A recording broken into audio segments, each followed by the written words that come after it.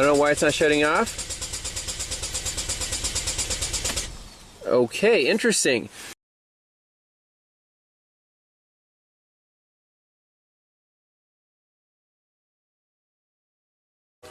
Hi everyone, welcome back to Pine Hollow Auto Diagnostics. 2012 Chevy Equinox. Interesting customer complaint. Crank no start after they tried installing an aftermarket alarm system. Here it is. And the car ran, I think, for 2 days, then it just quit. Then they took out the alarm system, can't get it to run. Crank no start, and the codes stored are, here's the full code scan. Zoom in.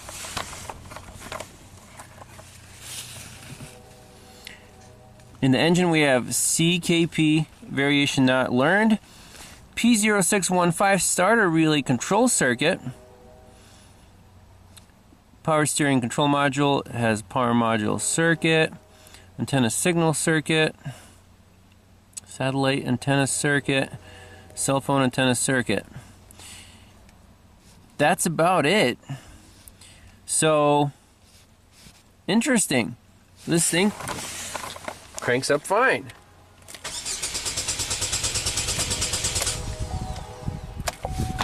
And the shop owner here told me that they tried spraying carb clean in the intake. The thing fired up, but there's no fuel, no injector pulse, if you will. Let's go right into the engine control module, the ECM.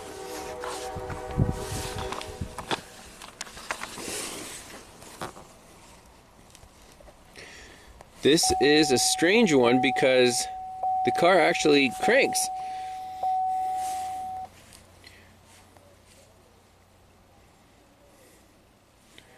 So there are the two trouble codes. Starter relay control circuit, so we'll have to look that code up. And if we go to data stream, engine data,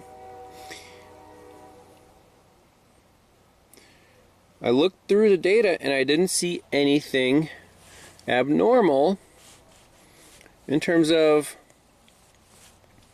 why is this thing not starting.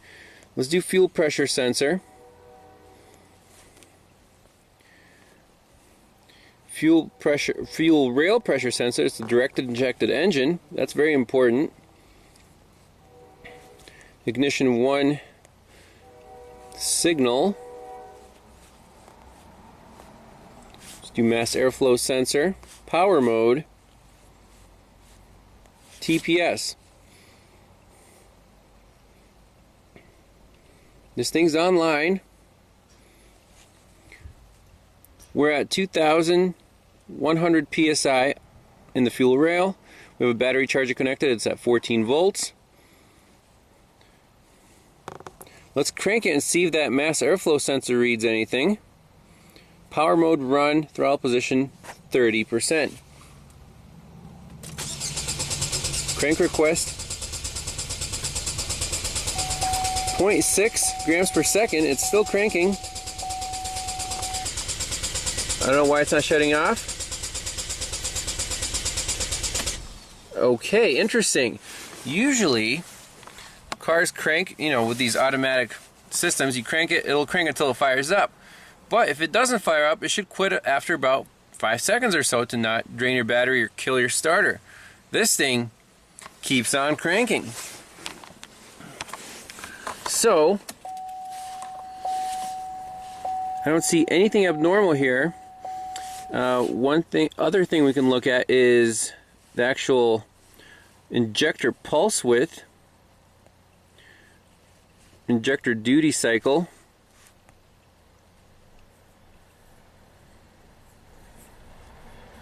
.00 milliseconds. Let's crank it. It's not turning on the injectors. How strange. So where would you go from here? First thing I want to do is check the powers and grounds at the computer. because if we're setting this crank relay circuit code and it cranks fine, pull up a diagram for the starting circuit, do powers and grounds at the computer, because it, everything looks like it should work. And the problem started after the aftermarket system was installed. We don't have a code for fuel disabled, anything like that.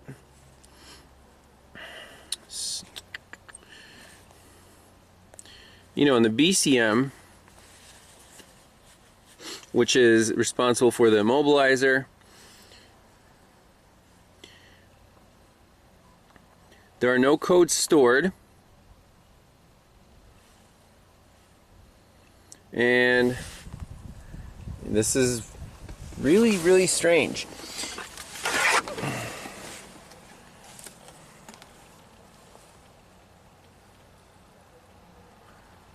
Lock, unlock, disarm, foot brake, trigger start in, tack in.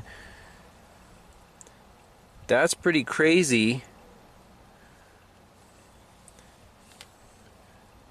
Made in China, that's the problem. Data stream in the BCM for the immobilizer. Again, it's not an intentional fuel cut here.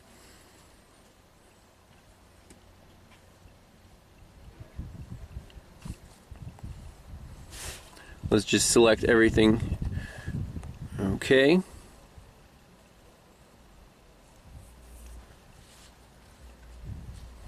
Master keys learned 2, key type master key, immobilizer security code programmed, yes. Security code lockout, no. Immobilizer security code accepted, no. And then immobilizer allows engine to start, valid. Well, if you take the key out,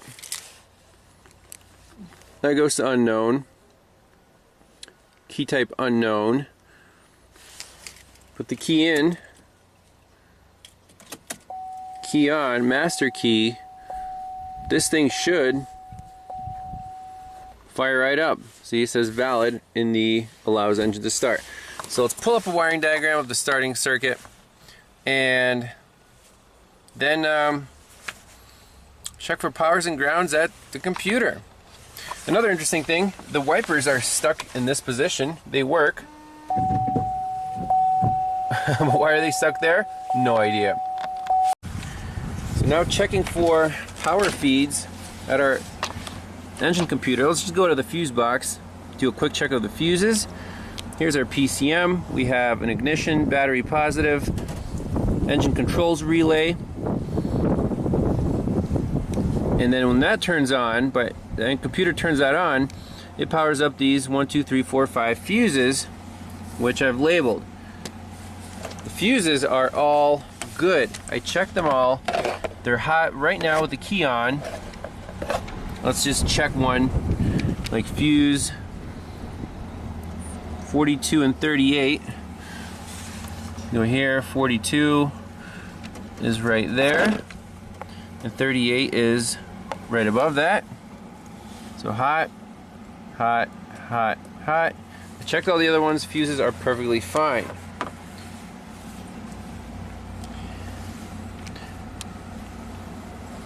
Looking up the P0615, just briefly, start a relay control circuit.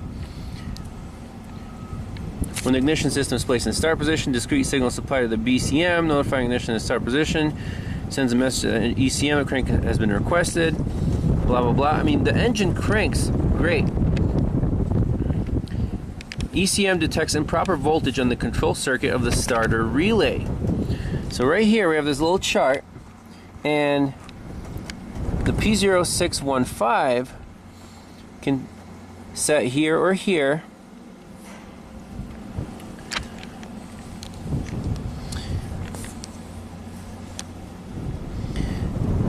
So control terminal 85 or bad ground, and it says the 1 means starter solenoid does not click, or 2 cranks all the time. P0615, our engine cranks fine, and you can turn the key off and it'll stop cranking. So which one is it? Control terminal 85 short to ground or open high resistance in the ground? But if that was the case, the engine wouldn't crank at all. So that's not the problem. I don't know why it's setting this code. If all the powers and grounds at the computer check out okay, I'm suspecting a bad engine computer. How is that possible when they installed an aftermarket system and then it crapped out? Again, this is almost like Staten Island. We're in Hazleton, Pennsylvania, by the way. Well, computer's unplugged. And it does look like someone's been doing a little pokey in the powers and grounds. So let's check the grounds. These two big black and white wires, pin 73 on connector X2 and X3. So test light from battery positive. Touch it to this ground pin. It lights up. Touch it to this ground pin. It lights up. Grounds are fine. And the powers we know are fine because this relay turns on and we have power to all these fuses, and the relay is powered up by the computer. So yeah, we can plug it in and just be 100% here before calling modules that this pink, red and white, yellow, and pink and black wires are all good. Alright, so checking our main power wires, they're all in this connector, side by side. That's pink and black from fuse 20. That's good. Two more wires, red and white and pink.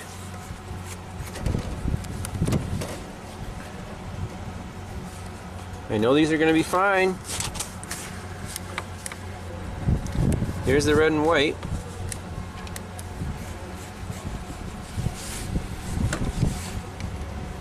Good power there. Last but not least, our favorite pink wire.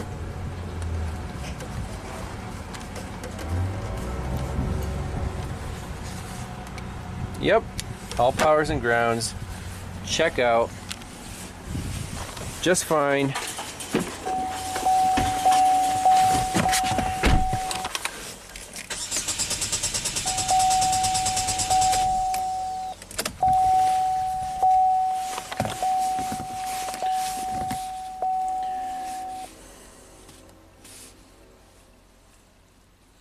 Right back into our engine.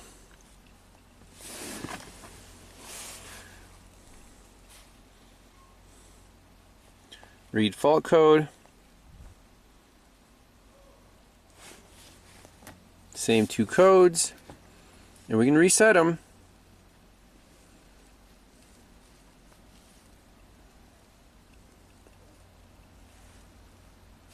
Okay. Key off. Key on. Read fault code. Same two codes. We didn't even try cranking the thing. Isn't that crazy? Failed. Current DTC. So, to me, this is really looking like a bad engine computer. I guess they might have fried it with the aftermarket system, and there's not much more we can check. We can check the actual voltages on this starter relay control circuit on the wiring diagram, but we're not going to find anything interesting there. Alright, so on this starter relay, you can see it's controlled by the engine computer, and this side is just tied to ground. That's the control side. The load side goes from the battery, boom, to the starter motor. So this is just a power side switched relay from the engine computer. Purple and white wire, that's the only monitored circuit as far as I can see. So I have it back probed right here. And quick check, make sure we're on the right wire. And battery positive now with the test light. If I touch that, the starter should spin. It does. We're on the right wire. I want to see what the voltage is on here when we're cranking the engine. So let's take a look. Ready? 3.8 volts, 3.9 volts. Well, isn't that weird? Let's crank it. 11.5. Key off, key on. 3.8 volts. What kind of voltage is that? We're measuring it right here. This purple and white wire coming out, it's either on or off. When it's off, we have 3.8 volts. This engine computer is dead. That's it. We need a new engine computer. That's the final diagnosis. There's nothing else that could cause a voltage right in between on a relay turn on, control circuit. Powers, grounds, check out fine. And it's setting that code. It's a hard fault. We're done putting a computer in this thing. Well, bonus footage. I was gonna try to pop this computer apart, but it is glued together like most of these are.